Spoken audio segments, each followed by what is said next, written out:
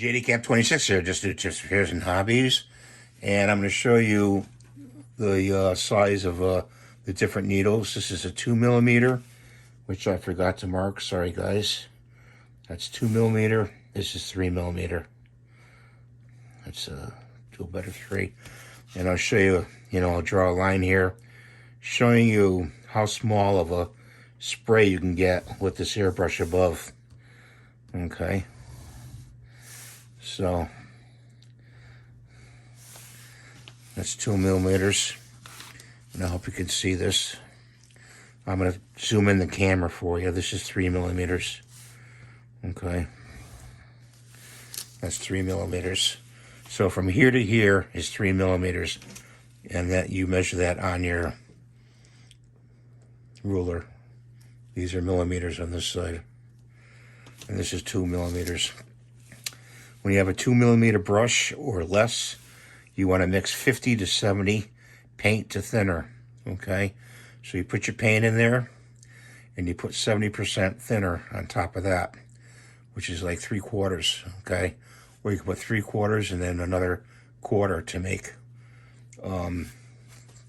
another half, to make your paint mixture. You want to do that because your needle is smaller. If you have a 1mm, your 1mm looks like this, okay? It's just a line, okay? And that's a 1mm. And you want to mix the same amount, 50 to 70, make it nice and thin. You can get that in this brush here. This is the Infinity, where you can get a 1mm needle. The Grex, I don't believe you can get the 1mm needle. So it goes, I think it goes from 2mm up to 5mm with the Grex. Let me bring you in here so you can see this a little bit closer, like that. Sorry, guys.